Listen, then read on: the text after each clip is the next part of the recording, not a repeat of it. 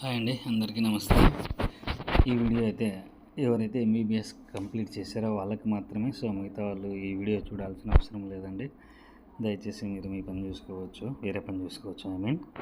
So ఇది వచ్చేసి మనకు ఇండియన్ ఆర్మీలో మెడికల్ ఆఫీసర్ పోస్టులు అయితే 400 పోస్టులు ఖాళీ ఉన్నాయని మనకు నోటిఫికేషన్ అయితే రావడం జరిగిందనమాట. మనకు అప్లికేషన్స్ 19 నుంచి ఓపెన్ అవుతుంది, 12 మే వరకు ఉంటుంది. ఓన్లీ ఇంటర్వ్యూ ద్వారా మాత్రమే ఉంటుంది. ఇంటర్వ్యూ రానుకున్న ఛార్జీలు కూడా వీళ్ళే చెల్లిస్తారనమాట. మనకు ఇండియన్ ఆర్మీలో ఎంబీబీఎస్ పూర్తి చేసిన తర్వాత ఎవరైతే కాస్త డిఫరెంట్గా అంటే కాంబట్ సాయుధ దళాల్లో పనిచేయాలనుకుంటున్నారో, నావీ, ఆర్మీ, ఎయిర్ ఫోర్స్ వాటిల్లో మంచి ఒక హోదాతో అనమాట డ్రెస్ వేసుకొని డ్యూటీ చేయాల్సి ఉంటుంది. ఆర్మీ డ్రెస్ వేసుకొని అనమాట. గ్రూప్ పే కమిషన్ ప్రకారము పే లెవెల్ 10లో ఉంటుందన్నమాట. ఇది వచ్చేసి క్యాప్టెన్ పోస్ట్ ఇస్తారు. మనకు ఫ్రీ ఫుడ్, మనకు మెస్, అకామిడేషన్ అన్నీ ఉంటాయండి. ఆఫీసర్స్ మెస్ ఉంటుంది. తర్వాత సపరేట్ ఇండిపెండెంట్ యూనిట్స్లో అయితే ఇండిపెండెంట్గా ఛార్జ్ చేయాల్సి ఉంటుంది. సో మనం వివరాల్లోకి వెళ్తే మనకు ఆర్మ్డ్ ఫోర్సెస్ మెడికల్ సర్వీస్లో 400 మెడికల్ సర్వీస్ ఖాళీలు ఉన్నట్లయితే మనకు నోటిఫికేషన్ అయితే రావడం జరిగింది. సో ఎంబీబీఎస్ పూర్తి చేసి నీట్ పీజీ ఎవరైతే ఎగ్జామ్ అటెంప్ట్ చేశారో 2023లో 24లో వాళ్ళు,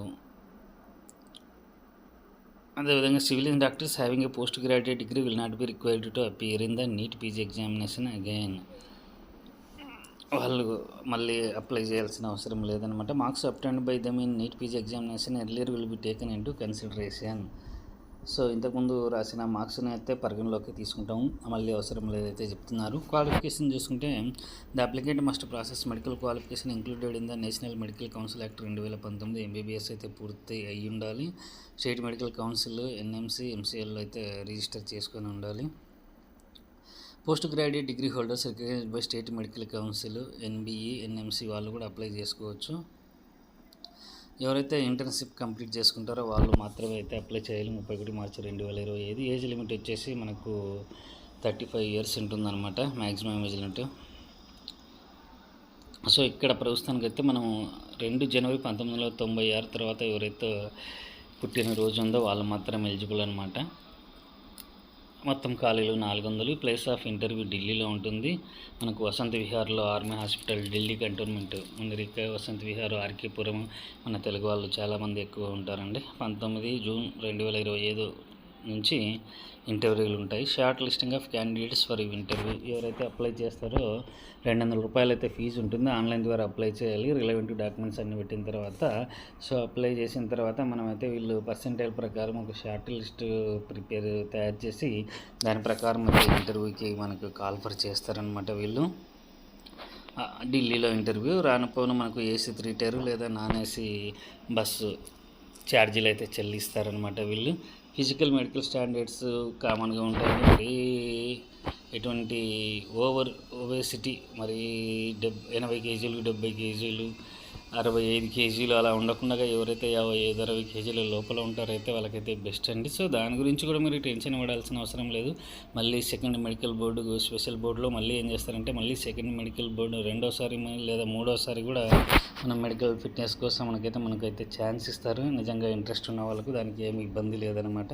కాకపోతే మరి పూర్తి ఓవర్ వెయిట్ ఉంటే మాత్రం వాళ్ళు కూడా ఏం చేయలేరు కదా. మెడికల్ ఫిట్నెస్ ఎవరైతే మరి ఎక్కువ వెయిట్ లేకుండా ఉన్న వాళ్ళైతే ప్రయత్నం చేయండి. లేదు ఇంకా మేము చేస్తామనుకుంటే వెయిట్ కూడా తగ్గొచ్చు, ఇబ్బంది ఏం లేదు. మెరిట్ లిస్ట్ తయారు చేస్తారని చెప్పుకున్నాం కదా. మెరిట్ లిస్ట్ ప్రకారం ఇంటర్వ్యూకి కాల్ చేస్తారు. ఒకవేళ ఎవరైతే సెలెక్ట్ అయ్యారో వాళ్ళకైతే మనకు ఫ్రీ రేషన్ ఉంటుంది, ఫ్రీ అకామిడేషన్ ఉంటుంది, క్యాప్టెన్ హోదాతో ఇచ్చేస్తారనమాట. స్టార్టింగ్లోనే ఆర్మీ, నేవీ, ఎయిర్ ఫోర్స్లో ఈక్వలెంట్గా మనకు క్యాప్టెన్ హోదాతో ఇస్తారు. మనకు మన సర్వీస్ ప్రతిభను బట్టి విదేశాల్లో యుఎన్ మిషన్ ఉంటుందన్నమాట. ఉగాండా, కాంగోలో కూడా పనిచేసే అవకాశం అయితే వస్తుంది సర్వీస్లో. శాలరీస్ కూడా చాలా బాగుంటాయండి. ఇప్పుడు basic pay village 61,300 plus DA ఉంటుంది. దానికి మిలిటరీ సర్వీస్ పే ఉంటుంది, ప్లస్ హౌస్ రెంట్ అలవెన్స్ సిటీని బట్టి XYZ సిటీలు ఉంటాయండి. ఇప్పుడు హైదరాబాద్ అయితే జెడ్ సిటీ అనమాట. సో అక్కడ 27%, 28% హెచ్ఆర్ఏ ఉంటుంది. విజయవాడ, విశాఖపట్నం అటువంటి చోట వై క్లాస్ సిటీస్ ఇది మనకు విజయవాడ, గుంటూరు వచ్చేసి అక్కడ మనకు 16% హెచ్ఆర్ఏ ఉంటుంది. సో ఢిల్లీ ఇక్కడ అంతా కూడా జెడ్ క్లాస్ సిటీ కాబట్టి మనకు 28% హెచ్ఆర్ఏ ఉంటుంది. తర్వాత ఎన్పిఏ అంటే పేవల్ అండ్ రేట్స్, ట్రాన్స్పోర్ట్ అలవెన్స్ 3,600 నుంచి 7,200 వరకు కేటగిరీని ఒకటి, XYZ కేటగిరీని ఒకటి, డ్రెస్ అలవెన్స్ 20,000 ఇస్తారు ప్రతి సంవత్సరానికి. రేషన్ అలవెన్స్ ఉంటుందండి, క్వార్టర్ కూడా ఫ్రీ ఇస్తారు. ఎల్టీసీ ఉంటుంది, 60 రోజులు యాన్యువల్ లీవ్ ఉంటుంది, 20 రోజులు క్యాజువల్ లీవ్స్ ఉంటాయండి. సిఎస్డి క్యాంటీన్ ఫెసిలిటీ ఉంటుంది, గ్రూప్ ఇన్సూరెన్స్ ఫెసిలిటీ ఉంటుంది. Promotion for SSC officer. So ఎవరైతే ఇదన్నీ టెంపరీగా షార్ట్ సర్వీస్ కమిషన్ అంటే ఒకవేళ మాకు ఇంట్రెస్ట్ ఉంది, మేము పర్మనెంట్ కమిషన్ కూడా కావాలనుకుంటే ఆ అవకాశం కూడా ఉంది. పర్మనెంట్ కమిషన్ కూడా వెళ్ళిపోవచ్చు మనం. ఎలిజిబుల్ ర్యాంక్ మళ్ళీ ఇక్కడ 3 times మనకు అవకాశం ఇస్తారనమాట. ఇక్కడ చూసుకుంటే promotion for SSC officer is commissioned as captain, equivalent ranking navy air force captain post ఇస్తారు. తర్వాత 4 సంవత్సరాల తర్వాత మేజర్ పోస్ట్ అయితే ఇస్తారు. మొత్తం 11 సంవత్సరాల తర్వాత అయితే లెఫ్టినెంట్ కల్నల్ పోస్ట్ ఇస్తారు. దాని తర్వాత కూడా మనకు colonel, major general, brigadier, major general, lieutenant colonel వరకు మనకు అవకాశం ఉందండి. ఇదే విధంగా మనం ఒక పక్క తిరుగుత తీరాలలో పనిచేస్తున్నట్టు వాళ్ళకి సర్వీస్ ఇస్తూ దేశంలోని అన్ని ప్రదేశాలు చూసే అవకాశం అయితే ఉంటుంది యాజ్ ఏ ఆఫీసర్గా. ఎందుకంటే మీరు ఆఫీసర్గా వెళ్తున్నారండి, గుర్తుపెట్టుకోండి. మీరేం కింది స్థాయిలో అంటే ఎన్సీఓ కాదు, జేసీఓ కాదండి. చాలా మంచి లైఫ్ ఉంటుందండి. పే లెవెల్ 10తో వెళ్తున్నారు. పే లెవెల్ 10 అంటే మీకు ఎవరైతే గవర్నమెంట్ ఉద్యోగాలు చేస్తూ ఉన్నారో డాక్టర్లు, మీ అందరికీ ఐడియా ఉంటుంది. నేను మళ్ళీ సపరేట్గా చెప్పాల్సిన అవసరం లేదు. ఎక్స్ఐఎంసీ క్యాండిడేట్స్ కూడా అప్లై. డిపార్ట్మెంటల్ పర్మనెంట్ కమిషన్, అది మనం ఇందాక చెప్పుకున్నాం కదా. ఒకరైతే ఇది వచ్చేసి స్టాఫ్ సెలక్షన్ కమిషను, మనకు షార్ట్ సర్వీస్ కమిషను. ఒకవేళ పర్మనెంట్ కమిషన్ కావాలంటే కూడా చేసుకోవచ్చు అనమాట. సర్టన్ సర్వీస్ని బట్టి అక్కడ 3 times మనకు ఛాన్సెస్ అయితే ఇస్తారు. ఇక్కడ మనం లెఫ్టినెంట్ జనరల్ వరకు అయితే వెళ్ళుకోవచ్చు. చెప్పుకున్నాం కదా, major 4 years of major, captain నుంచి 4 years అయిన తర్వాత మేజర్ ఇస్తారు. మొత్తం 11 years తర్వాత లెఫ్టినెంట్ కల్నల్ ఇస్తారు. 18 నుంచి 20 సంవత్సరాల సర్వీస్ అయితే కల్నల్ ఇస్తారు. తర్వాత బ్రిగేడియర్ ఉంటుంది, మేజర్ జనరల్ ఉంటుంది, లెఫ్టినెంట్ జనరల్ ఉంటుంది. అంటే ఇక్కడ ఆర్మీ మెడికల్ సర్వీసులో, ఆర్మీ మెడికల్ కాప్ కానీ, పోస్టల్ సర్వీస్ కానీ, లా కానీ కొన్ని ఉన్నాయండి. అటువంటి వాటిల్లో మేజర్ జనరల్ వరకు, లెఫ్టినెంట్ జనరల్ వరకు ఇవ్వరు అనమాట. ఇప్పుడు ఇక్కడ ఆర్మీలో మనకు ఈ మెడికల్ కార్ప్లో లెఫ్టినెంట్ జనరల్ వరకు ఇచ్చారు. అదే పోస్టులో తీసుకుంటే మేజర్ జనరల్ వరకు ఉంటుంది. ఈ విధంగా ఉంటుందన్నమాట. చాలా అత్యున్నతమైన పదవులు అనమాట. ఇంకా మనం సింపుల్గా చెప్పుకోవాలంటే ఒక కేంద్ర మంత్రి పదవితో సమానమైనటువంటి పోస్టులు లెఫ్టినెంట్ జనరల్, మేజర్ జనరల్ ఇటువంటి పోస్టులు అనమాట. సహాయ మంత్రి క్యాడర్ అన్నటువంటి పవర్ఫుల్గా ఉంటుంది. పర్మనెంట్ కమిషన్ ఆఫీసర్ కూడా కావచ్చు ఇంట్రెస్ట్ ఉన్న వాళ్ళకు. దానికి కావాల్సిన, ఒకసారి జాయిన్ అయిన తర్వాత మనం రూల్స్ అండ్ రెస్పాన్సిబిలిటీస్ ఆటోమేటిక్గా తెలుస్తాయండి. దానికైతే ఇబ్బంది లేదు. ఎవరైతే permanent commission office 4 years service ఎవరైతే ఉందో వాళ్ళు కూడా అప్లై అయితే చేసుకోవచ్చు. ఏ విధంగా అప్లై చేసుకోవాలి? ఆన్లైన్ ద్వారా అయితే అప్లై చేసుకోవాలి. వీళ్ళైతే మనకు ఆన్లైన్ వెబ్సైట్ www.join.afms.gov ద్వారా వెళ్ళి లాగిన్ అయిన తర్వాత మనం అప్లై చేసుకోవచ్చు అండి. Important instructions for strict complaints ఇక్కడ ఇచ్చారు.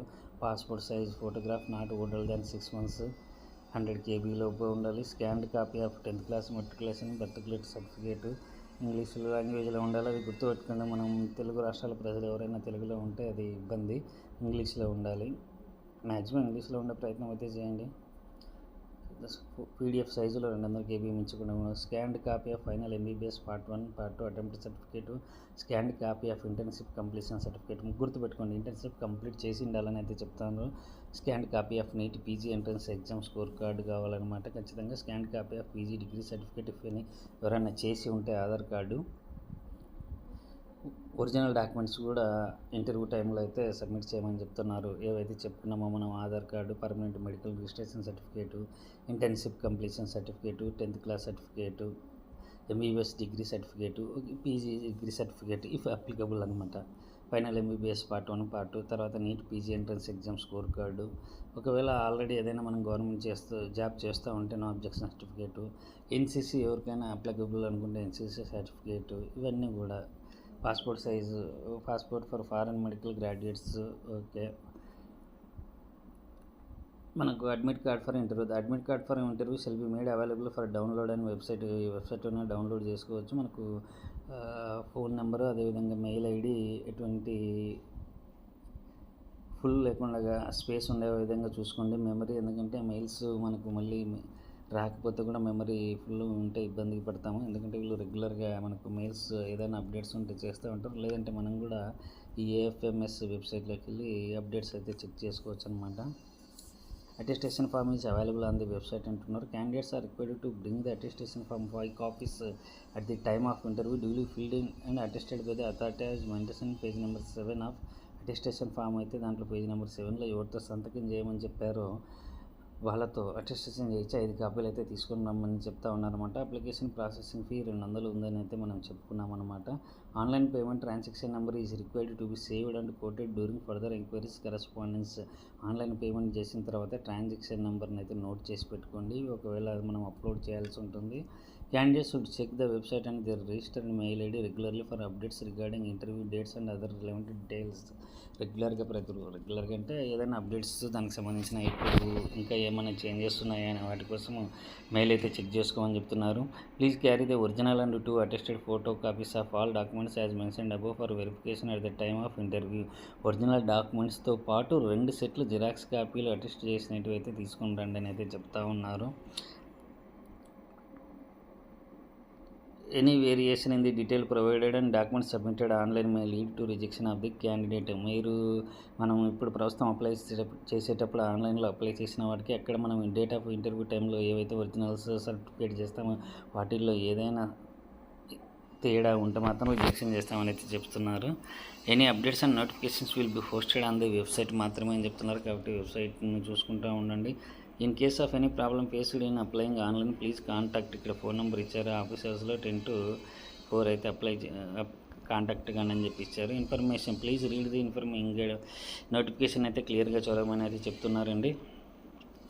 సో ఫస్ట్గా ఎవరైతే అప్లై చేయాలనుకుంటున్నారో register himself herself by clicking the new user registration. Candidate will received OTP. So ఇదంతా నేను మీకు చెప్పాల్సిన అవసరం లేదండి, అందరికీ తెలిసి ఉంది ఈ ప్రాసెస్. సో ఎవరికైతే ఇంట్రెస్ట్ ఉందో మరి వాళ్ళైతే హ్యాపీగా అప్లై చేసుకోవచ్చండి. ఒక మంచి ఆఫీసర్ క్యాడర్ లైఫ్ని అయితే లీడ్ చేస్తారనమాట. చాలామంది ఇది 10వ పే స్కేల్ ఏమంటారు మనకు పే లెవెల్ 10th అంటే అంత ఆశమాసి పే లెవెల్ కాదండి. Equal to IAS IPS cadre pay level అనమాట. ఇది వచ్చేసి చాలామంది మనకు తెలుగు సినిమాల్లో ఆర్మీ అంటే కొద్దిగా ఏదో కామెడీగా చూపిస్తారు, కానీ ఎన్సీఓ వరకు ఉండొచ్చండి. జేసీ అండ్ ఆఫీసర్స్ అంటే చాలా మోస్ట్ పవర్ఫుల్ అండి. ఇబ్బంది ఏం లేదు. ఇంట్రెస్ట్ ఉన్న వాళ్ళు అప్లై చేసుకోండి. All the best. Thank you.